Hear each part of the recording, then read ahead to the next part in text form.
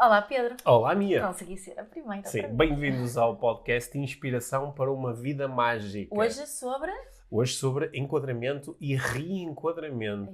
um tema muito querido. Sim, um tema importante de desenvolvimento pessoal, onde nós vamos explorar aqui as vantagens e desvantagens destas práticas. Certo. E como é que elas nos podem ser úteis para nós lidarmos melhor com as cenas das nossas vidas. Como podemos utilizá-las de forma mágica, sustentável e ecológica. Ui, tantas palavras grandes. E saudável. Sim, e estás a puxar aqui pela capacidade da nossa audiência se lembrar do que é que essas coisas todas querem dizer. Muito bem. Foi uma espécie de um teste. Isso mesmo. Revisão da matéria dada. Exato. Sim. Nós já fizemos um bocadinho de férias, os dois. Estou a recuperar das férias. Estás a recuperar das férias. Havemos de fazer mais férias ainda.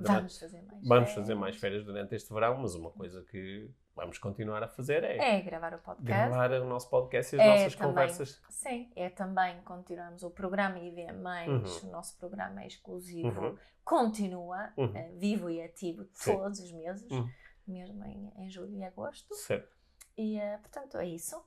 É isso, sim. Vamos a isso. No final da nossa conversa, como sempre, temos a nossa prática inspiradora desta semana. Portanto, fiquem para aí para uma conversa clássica de desenvolvimento pessoal e uma boa prática para tornar estas férias ainda mais interessantes.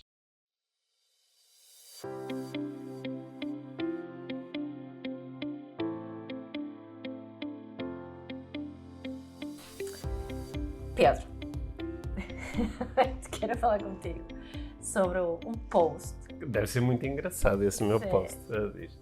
Não, é sobre um post que tu escreveste, sobre enquadramento. Aliás, tu tens escrito muitos posts que me têm feito pensar muito ultimamente. Gosto. Isso é a minha especialidade. Sim. E então, hoje, em particular, fez-me refletir este teu post sobre enquadramento, que acho que é um tema assim de desenvolvimento pessoal que nem sempre o termo enquadramento é utilizado.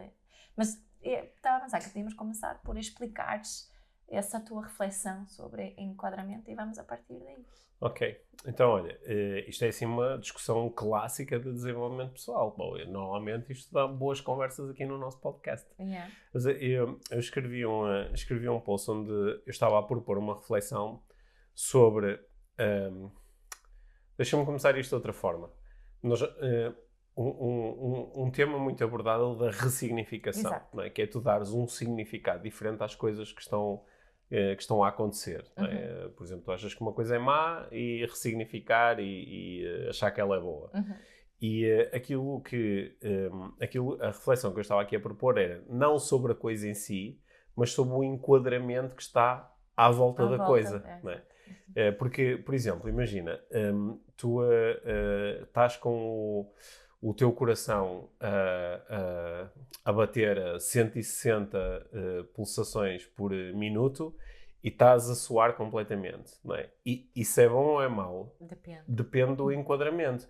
Porque se isso está a acontecer no fim de uma aula de spinning em que o instrutor começou a puxar mais por ti e tu estás ali na aula porque é um momento para ti de autocuidado ou de poderes sentir o teu corpo, não é? Isso tem um determinado significado. Certo. Mas se acordaste a meio da noite sem nada que aparentemente razão aparente. sem aparentemente justifique, se calhar vais ficar super preocupada e achar que aquilo é que precisas de ir para o hospital. Não é? E o que é que muda nesse caso? Muda o enquadramento, muda aquilo que está à volta. E há situações onde o enquadramento é mais físico, ou há situações onde o enquadramento tem mais a ver com as pessoas que estão à tua volta, né? É um enquadramento situacional. Mas há muitas situações, há muitas ocorrências onde o enquadramento é mental. Fui eu que mentalmente decidi que esta experiência que está a acontecer, ela ocorre dentro de um certo enquadramento. É quase como eu tenho aqui esta pintura ou esta foto e estou-lhe a pôr uma treinada moldura, mas a moldura é altamente subjetiva, eu podia tirar e pôr outra, não é? Acho que assim o exemplo que toda a gente conhece é tu dizeres isto é uma crise ou é uma oportunidade, não é? Porque para a mesma coisa tu podes lhe pôr lá a moldura de crise ou podes lhe pôr a moldura de oportunidade. Certo. o que é que muda quando nós mudamos a moldura? Se pensares nisso assim literalmente, não é? Há umas molduras que ficam melhor com a própria coisa que estão a emoldurar, ou ficam melhor com o ambiente. Mas aqui, do ponto de vista mental e emocional, o que muda com a troca da moldura são os recursos a que eu acedo, não é?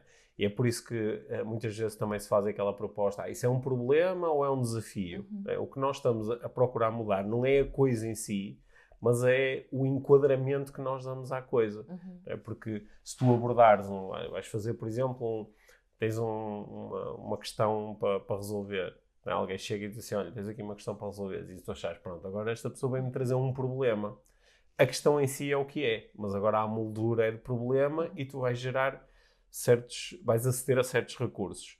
Se olhares para isso como um desafio, acedes a outros recursos. Portanto, na teoria, é por isto que às vezes nos focamos tanto E na teoria, fazer um enquadramento mais positivo, entre aspas, supostamente é melhor. Quando falamos em desenvolvimento pessoal. Sim, é considerado melhor. É considerado melhor. O preconceito é que é melhor. Sim, eu acho que nós aqui... Que ganhamos quando fazemos um enquadramento positivo. Certo. Acho que podemos conversar sobre os potenciais aspectos tóxicos dessa positividade exagerada. Mas na teoria é isso que nós estamos a propor. É que tu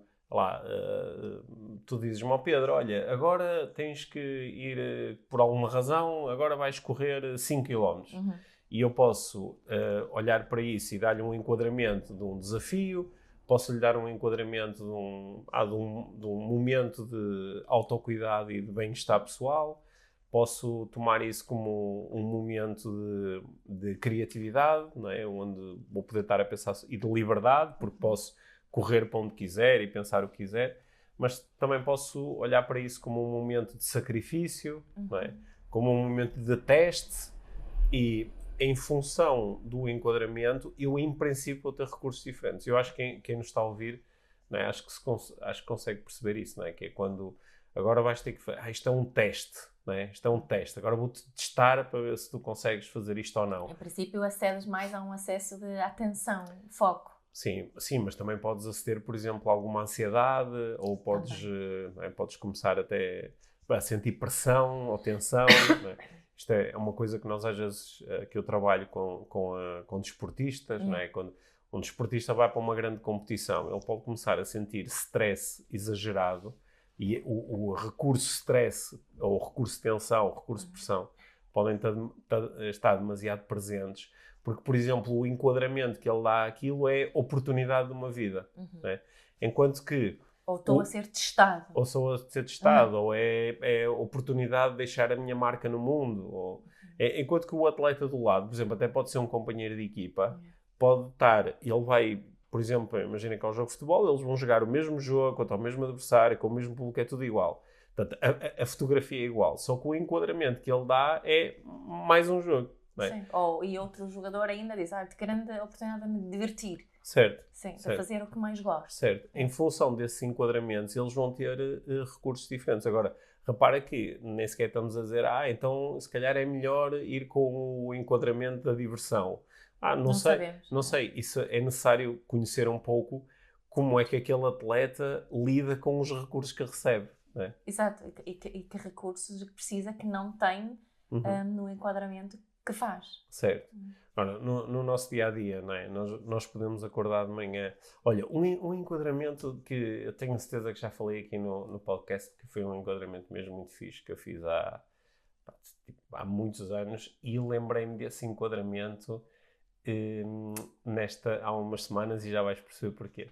Porque foi quando a nossa filha nasceu, portanto, há mais de 18 anos. Quando ela nasceu, nós lidamos pela primeira vez com aquela cena do acordar à meia da noite com um bebê a chorar, né? E isso era uma das coisas que sempre me tinham dito, depois tu vais ver como é, vais andar de rastro e muito cansado e não sei o quê. E de facto foi isso que começou a acontecer, né? A Liv acordava de noite, ela chorava, como é normal, eu acordava, tu acordavas, né? Em muito mais de metade das vezes eras tu que acudias à Liv, mas eu acordava também, e depois de manhã lembrava-me de ter acordado, ou ter estado com ela ao colo, ou a dar-lhe cuidar dela, e estava muito cansado. E lembro-me de começar a pensar, mas espera aí, que outro enquadramento é que eu podia dar a isto? Em vez do enquadramento de, pronto, já não vou conseguir descansar o suficiente, isto é uma interrupção ao meu descanso, que era o enquadramento que eu dava, não é? O bebê chora, qual é o enquadramento? Interrupção ao descanso.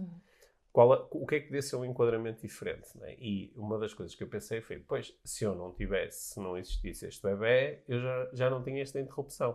Portanto, esta interrupção só existe porque aconteceu uma coisa maravilhosa e que eu queria muito, que era tornar-me pai de uma criancinha. Né? E eu lembro, na altura de eu ter dito, pá, eu não hei de ficar cansada, foi pela negativa, eu não hei de ficar cansado por causa de um filho que acorda a chorar.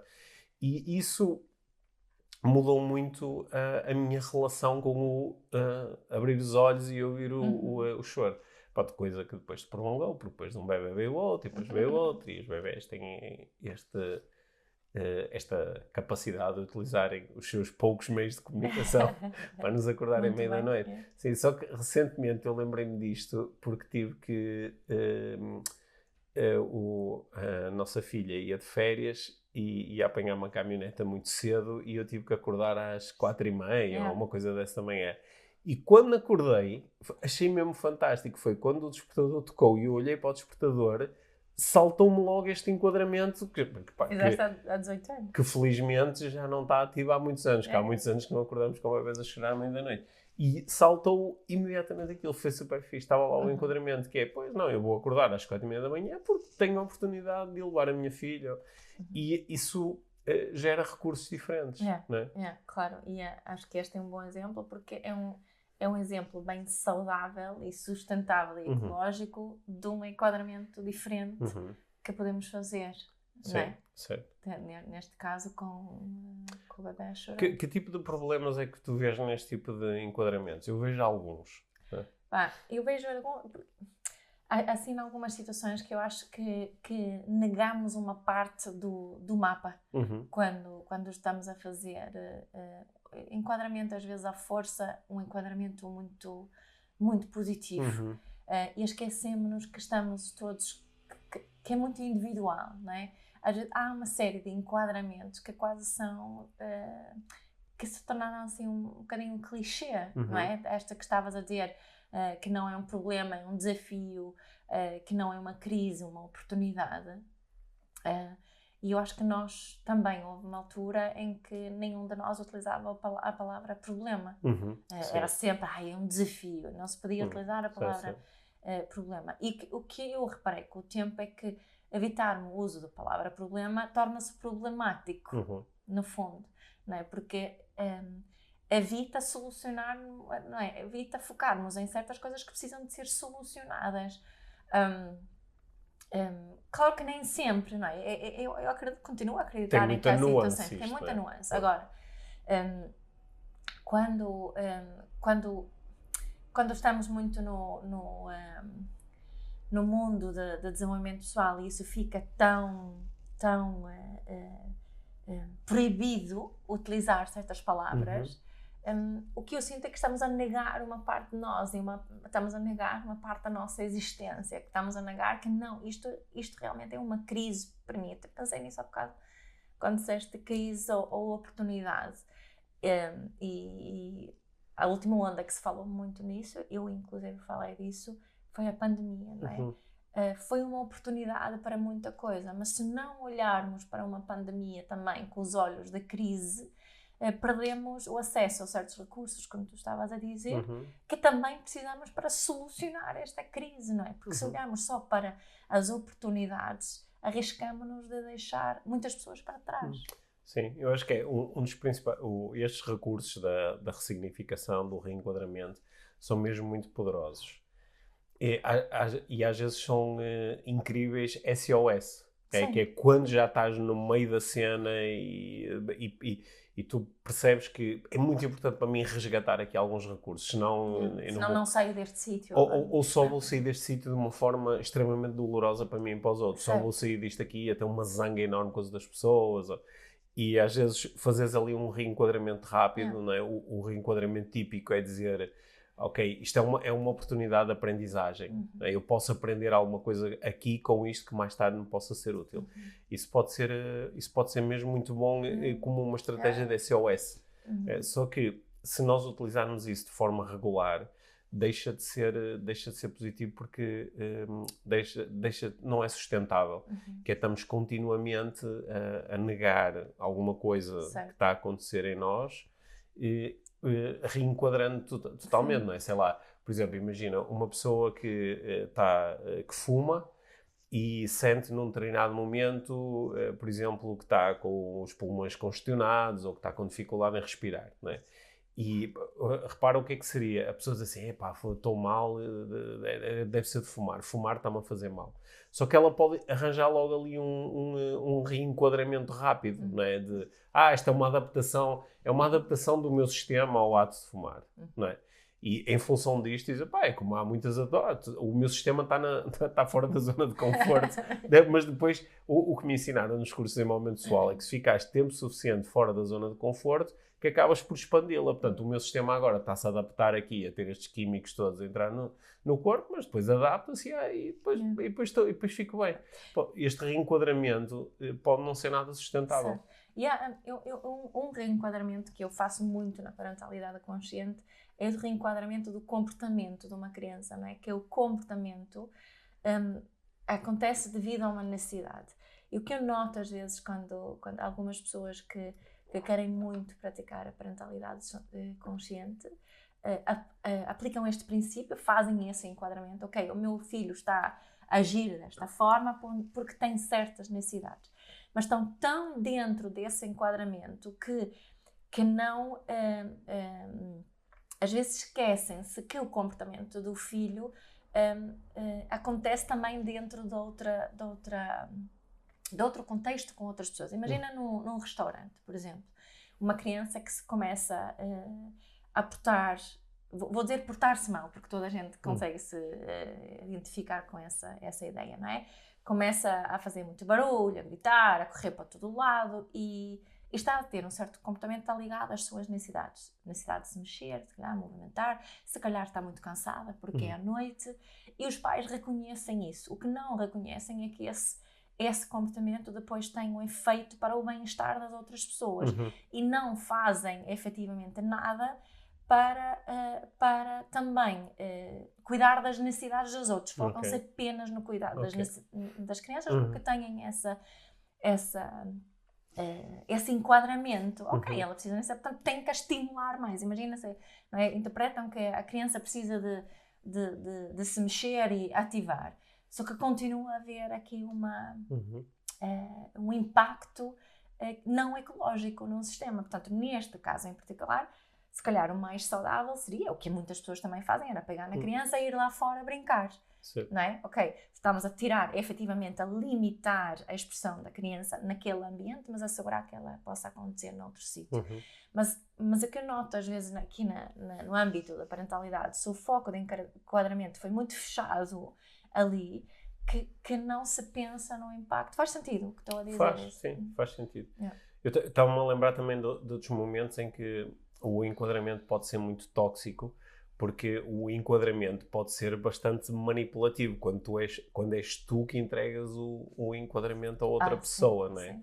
Por exemplo, alguém diz, eu estou mesmo muito cansado, estou cheio de dores no corpo, não é? E nós dizemos, não, mas a dor é a fraqueza a abandonar o corpo. Tu estás a tornar-te mais forte. Portanto, de repente, muda completamente. As sensações vão continuar a ser as mesmas e a quantidade de energia que esta pessoa tem disponível continua a ser a mesma. Só que eu mudo o enquadramento. Passo a chamar isto uma espécie de um treino, não é? E até posso fazer uma comparação. É como quando vais ao ginásio e custa-te. Porquê? Porque estás a treinar para depois os teus músculos se fortalecerem e mais tarde serem mais fortes. E muitas vezes utiliza-se isto, por exemplo, dentro das empresas é típico, para não reconhecer que as pessoas estão esgotadas, para não reconhecer que as pessoas não têm recursos técnicos e físicos ou que a equipa não tenha dimensão suficiente para poder entregar o tipo de resultados que se quer ou para poder entregá-los sentindo-se bem. E transforma-se isto tudo sempre, é um desafio, é uma oportunidade de aprendizagem. Se quisesses, conseguias. Sim, estás a ficar cada vez mais forte, é assim que se aprende. Eu lembro-me, eu acho, se calhar vou dizer uma parvoíce, mas eu acho que já fui pior do que é hoje em dia. Isto que eu vou dizer a seguir. Pá, eu lembro-me durante anos e anos, se utilizar trabalho gratuito, às vezes quase escravo, porque se fez um enquadramento e chamou-se isso estágio. Sim. Não, estás a estagiar para aprender, por isso nem te pagamos nada. Aliás, tu é que devias pagar pela oportunidade que estás a ter. E depois essas pessoas às vezes eram exploradas até ao limite e ficavam fisicamente exaustas. E quando começavam a manifestar, estou cansado, não me estou a sentir bem ou não estou a ser bem tratado, diziam logo, já estou, pronto, está a começar e já está cheio de exigências e não sei o quê. Isso continua a acontecer, mas eu acho que já foi pior. E também continua a acontecer, pessoas que estão no início da carreira, no web design, no design, ou de fotografia, e não sei o quê, para fazer coisas gratuitas, para ter ganhar a experiência. Eu depois divulgo o teu trabalho. E sempre como uma coisa boa, esquecendo que é mão de obra gratuita, não é? Que também custa. Sim, lá está, é o enquadramento, não é? Há também quando são muito direcionadas para nós, quando somos nós mesmos que procuramos mudar o enquadramento. O que eu noto, assim, umas coisas que me lembro agora, que às vezes vira, que é que se falarem mal de mim é porque têm inveja. Este género de coisas, o que eu às vezes me pergunto é o que é que isso faz com os meus relacionamentos, com a forma que eu cuido verdadeiramente dos meus relacionamentos. Eu acho que isso também, há aqui eu sinto uma necessidade de alguma nuance. Pode ser verdade, perfeitamente verdade essa afirmação, não é? Mas eu sinto que muitas vezes é preciso mais nuance para eu também me colocar em causa e perceber o impacto que eu realmente estou a ter nas relações que quero cuidar. Uma coisa são as relações que não quero Mas cuidar. repara aqui, voltando ao início da conversa, o que é que está por trás do reenquadramento? Está esta ideia de que, em função do enquadramento que eu dou, eu acedo a recursos diferentes. Por exemplo, alguém fala mal de mim. Se eu enquadrar isso como um ato de comunicação motivado por inveja, se calhar é mais fácil para mim, vai aparecer, por exemplo, o recurso de arrogância. Não, pode aparecer o recurso, por exemplo, de ignorar isto. Como é um ato de inveja, vou ignorar. Enquanto que se eu enquadrasse aquilo como um ato de comunicação de feedback vindo de alguém que observou alguma coisa em mim que, no entender dela, podia ser melhor, aqui posso ter mais um recurso de atenção, ou de curiosidade, ou de flexibilidade. E nem sempre se consegue perceber logo à partida qual é o melhor enquadramento. Não é? O que eu acho que é interessante é nós questionarmos sobre quando eu enquadro desta forma, que recursos é que se manifestaram e que resultado é que isso gerou para mim. Não é? E até podemos fazer essa thought experiment, não é? De fazer vários tipos de enquadramento em relação à mesma situação. Sim, eu acho que tu te recordas disto. É uma história que eu conto muitas vezes nos meus cursos, porque foi uma experiência interessante. Eu estava numa sessão de coaching, estava a conversar com um homem, ele era um diretor de uma empresa, e ele estava-me a dizer que um dos grandes problemas da vida dele, naquele momento, nem tinha propriamente a ver com a dimensão profissional, mas tinha a ver com uma coisa que estava a acontecer em casa dele.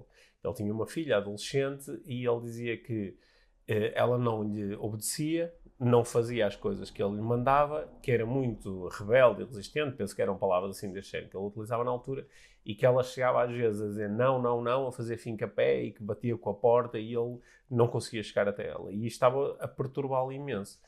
E eu, na altura, portanto, ele estava a dar aqui um significado muito negativo a isto, e estava a sentir que as intenções dele enquanto pai eram obviamente boas em relação à filha, mas ele estava a ter dificuldade em enquadrar este comportamento. Ele estava a olhar para este comportamento não como tu propões, como ela está-me a tentar comunicar qualquer coisa, mas como um grande problema. Né?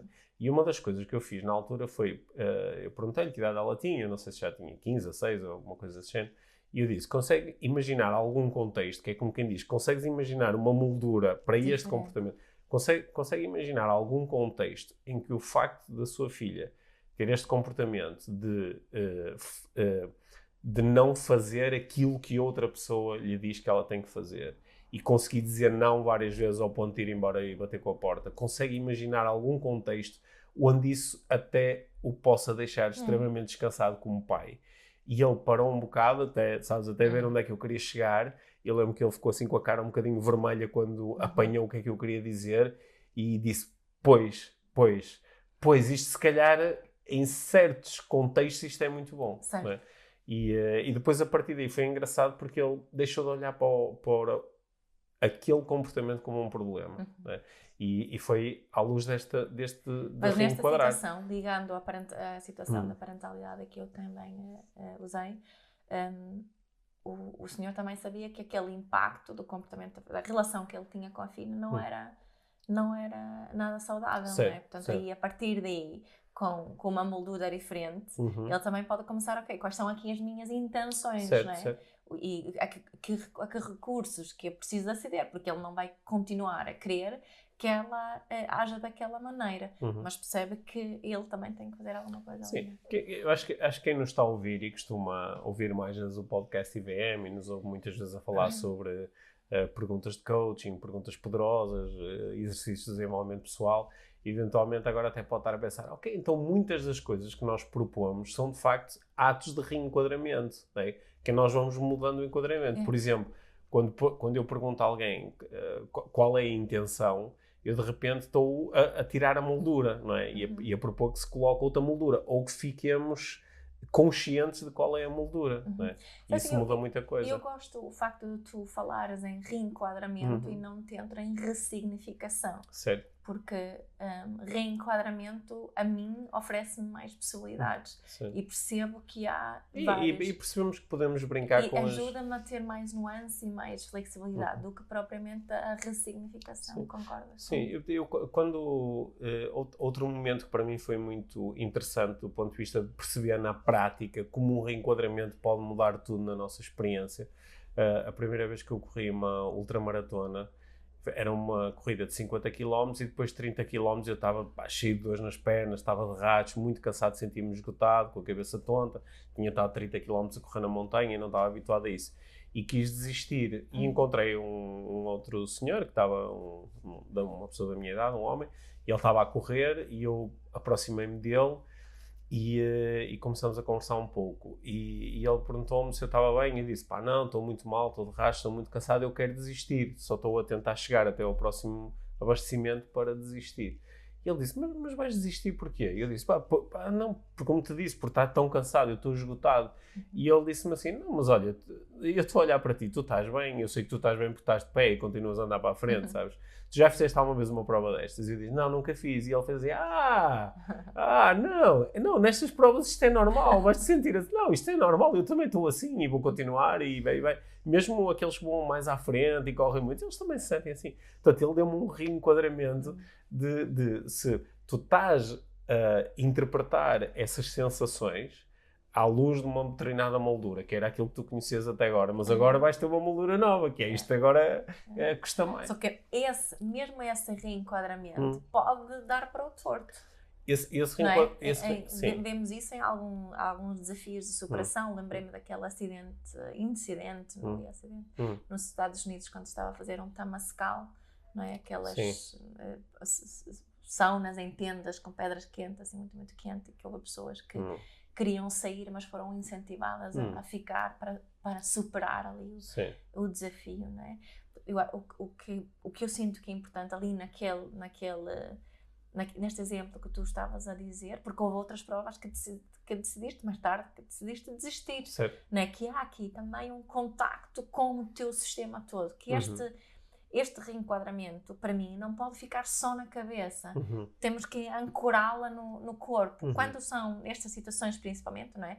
Quando se trata de desafios de superação, assim, o que é que me diz realmente o meu corpo sobre este reenquadramento? É um reenquadramento que ressoa até aos dedos dos pés ou fica só na cabeça? Não é? E acho que um dos problemas é que muita gente não tem esse contacto. Mas é igual como estarmos numa... Imagina, tu podes estar aqui a queixar perante mim sobre o que está acontecendo na tua relação romântica, certo. faz conta e estás a dizer, porque o meu companheiro diz-me isto e faz aquilo e trata-me desta forma.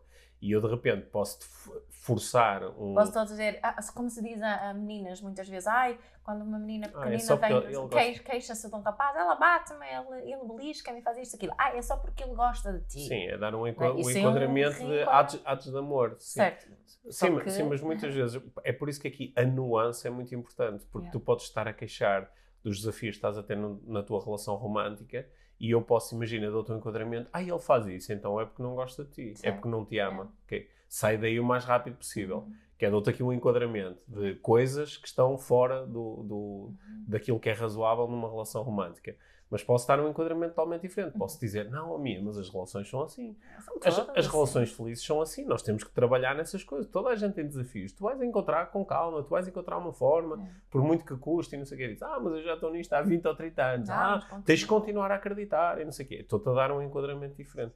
E é por isso que às vezes, mais do que só dar o enquadramento ao outro, pode ser bom é fazer perguntas para a pessoa perceber qual é o enquadramento que está a utilizar e para depois perceber se há outros que possam ser úteis, não é? Certo. E quando alguém nos propõe enquadramentos diferentes, nós realmente observarmos como é que isso ressoa em nós e não só sermos seduzidos por um enquadramento mais positivo. Mas olha que por acaso até agora estou a pensar, aquele exemplo que eu dei há pouco, de estar muito cansado na corrida e ele perguntar como é que estás a sentir, eu dizer estou muito mal, não é? E ele me perguntar... Ele fez isso, não é? Sim, ele fez, como é que tu sabes que estás muito mal? E eu disse, porque me estou a sentir muito cansado. Mas imagina que eu dizia, estou a sentir aqui picadas na zona do fígado, ou não é? Ou estou aqui com uma dor tal no joelho que ele já nem dobra, ou não é? Eu podia dar indicações de, espera aí, calma, agora estamos a falar se calhar de uma potencial lesão, ou de uma falha de um órgão, não é? Agora eu disse, estou-me a sentir muito cansado. E ele disse, mas espera aí, se estivesse mesmo muito cansado, estavas aí a rastejar, não estavas de pé a caminhar a esta velocidade a que estamos a caminhar, não é? Portanto, até se calhar até foi um bom exemplo de primeiro fazer perguntas e depois dar... Também perguntou se era a primeira vez, será a primeira vez que eu estava... tinha alguma referência. Exatamente, sim. Isso. Nesse caso ajudou. Não é? E porque eu acho que... olha, ainda agora recentemente pensei nisso, nas últimas 2 semanas, infelizmente estamos a lidar outra vez em Portugal com a chamada época dos incêndios, não é? E tivemos dias extremamente quentes, tivemos uma conjugação de fatores, como já não acontecia há alguns anos, muito propícia a incêndios, tivemos outra vez grandes incêndios, embora felizmente não tenham chegado à escala de que já chegaram noutros anos. Mas qual é que é o enquadramento que nós damos a isso? Por exemplo, algumas pessoas, o primeiro enquadramento que deram é temos estas pessoas todas, mulheres e homens, bombeiros, que põem a sua vida em perigo e deixam as suas férias e tudo para trás para irem combater o fogo, e estamos organizados desta forma e conseguimos dentro do possível, e nem sempre, mas conseguimos mais ou menos proteger casas e pessoas e animais, mesmo estando nestas situações difíceis. Outras pessoas, o primeiro enquadramento que deram foi: isto é uma vergonha, este país é uma vergonha. E lá está, em função do enquadramento que nós damos, nós vamos aceder a recursos diferentes. E recursos aqui é outra palavra para estados emocionais. Certo. E em função do estado emocional a que nós acedemos, o estado emocional transforma-se, é quase como se a moldura depois começasse ela própria a ganhar vida. E eu até dizia, é quase aqui... São o motor das ações. A moldura começa também a transformar-se naquele vidro que está à frente da foto, não é? E transforma-se num filtro. E depois tu olhas lá para dentro e só vês vergonha. Só vês vergonha, ou só vês esperança, ou só vês amor, ou só vês confiança. Né? E por isso é que este ato de enquadrar e reenquadrar pode ser tão importante e tão determinante nas nossas vidas. Feito que haver. E lembrando que às vezes, antes de trocarmos a moldura, vamos refletir sobre porque é que esta moldura lá está. Inicialmente, porque é que eu estou tão zangado com isto? Ou porque é que eu acho que isto é tão injusto? Não é? Porque é que estou a sofrer tanto nesta situação? Sim, e se calhar podemos começar por aí, antes de irmos logo a correr trocar a moldura. Não é? Porque eventualmente até vamos descobrir, espera aí, esta primeira moldura, embora ela pareça negativa, mas ela está aqui por alguma razão. Estamos a trocar a moldura em relação à moldura. Estamos a reenquadrar o enquadramento. Sim, isso já é outro episódio. O enquadramento do reenquadramento. Sim. Na realidade, isso que tu disseste não é nada totó. Não é nada totó. Nós depois podemos ir por aí fora até enquadrar o enquadramento. Acho que um passinho de cada vez. Um passinho de cada vez. Podemos ficar por esta primeira moldura. Né? E acho que é interessante, olha, lembrei-me disto no outro dia a propósito de nós há quase 5 anos que todas as semanas, com muito poucas exceções, todas as semanas gravamos um episódio do podcast. Né?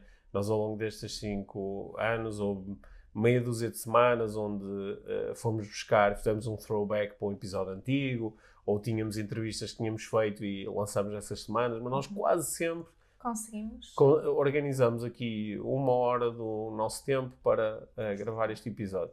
Qual é o enquadramento que damos a isso? É uma obrigação? É uma oportunidade? É um momento de conexão entre nós os dois? É um momento de vivermos as nossas missões e propósitos profissionais? É um momento de contacto e de serviço com as pessoas que nos ouvem? Né? É um momento para nos armarmos em espertos? Em função desse enquadramento, a nossa experiência depois aqui a gravar o podcast tende a ser bastante diferente. Certo, não é? certo. E acho que é no fundo isso que nós estamos aqui a sugerir a quem nos ouve. Não é? Sim. Isso. Sim. Sendo que uma coisa, já agora que estamos a terminar o episódio, que eu acho espetacular, e estamos a terminar, mas ainda vamos ter a nossa prática inspiradora. Certo. Uma coisa que eu acho espetacular é que tantas e tantas pessoas ouvem o nosso podcast e dizem-nos que o enquadramento que dão a estes 40, 50 minutos semanais é o meu momento de desenvolvimento pessoal, é o meu momento para me questionar e para pensar, ou é o meu momento para contactar com as vossas formas de pensar. E eu acho isso mesmo espetacular. Mesmo muito fixe. É muito bom e obrigada pelas mensagens que recebemos, pelas partilhas. Continuem a partilhar, olha, aproveitem agora para tirar uma screenshot e partilhar nas redes sociais, tagando-nos. Partilhem os vossos pensamentos sobre... Quem sabe incentivam outras pessoas a aproveitar uns diazinhos aqui no verão, se calhar assim um momento na piscina, um momento na praia, um momento a dar um passeio na natureza, para colocar os headphones e ouvir um dos nossos episódios, uma das nossas conversas. Sim. Boa. Obrigada, Pedro. Obrigado, Mia. Olá, bem-vindos à prática inspiradora desta semana, que, como não podia deixar de ser, depois desta conversa toda sobre enquadramento e reenquadramento, claro, é sobre isso mesmo. O que eu te quero propor é que possas fazer um exercício que está assente numa pergunta em relação a situações que, nos próximos dias e semanas, possam ser mais desafiantes, te ponham mais à prova, te façam sentir menos bem. Experimenta utilizar esta pergunta, que é uma pergunta de reenquadramento. A pergunta é: que significado é que eu podia dar a esta situação que, em princípio, iria permitir-me aceder a recursos mais interessantes? Okay? Eu vou repetir a pergunta. Qual é o significado, ou enquadramento, qual é o significado que eu poderia dar a esta situação que, em princípio, me poderia permitir aceder a recursos que fossem mais interessantes para mim? Okay? Se experimentares brincar com esta pergunta, vais perceber que há muitos significados potenciais, há muitos enquadramentos potenciais que podes dar à situação e que, se tu explorares, experimentas, ok, poderia dar o significado ou enquadramento de que isto é um desafio, ou de que é uma oportunidade de aprendizagem, ou de que é um sacrifício, ou de que é um teste, ou de que é um momento de magia. Pensa a seguir, se eu der este enquadramento, que tipo de recursos é que surgem naturalmente em mim a seguir? Se calhar há enquadramentos que nos vão dar acesso a recursos de confiança ou de coragem, outros ligam-nos mais à paciência, outros ligam-nos mais à compaixão, outros ligam-nos mais à resiliência. E fazendo esta simulação mental, nós podemos eventualmente chegar à conclusão de que, ok, há aqui um destes enquadramentos, um destes significados que parece ser melhor, no sentido em que me dá acesso a mais recursos. Portanto, é esse o enquadramento que eu vou utilizar. Este é um exercício muito poderoso, nem sempre é fácil fazer sozinho, claro. Portanto, se puderes conversar com alguém sobre isto, normalmente é mais fácil. Sente-te à vontade para depois partilhar comigo e com a Mia os resultados deste exercício, podes utilizar o nosso grupo do Telegram do Podcast IVM, podes partilhar diretamente no Instagram ou no Facebook do Podcast IVM, podes mandar mensagens para nós, podes fazer como quiseres. O mais importante é que fales connosco sobre os resultados deste exercício.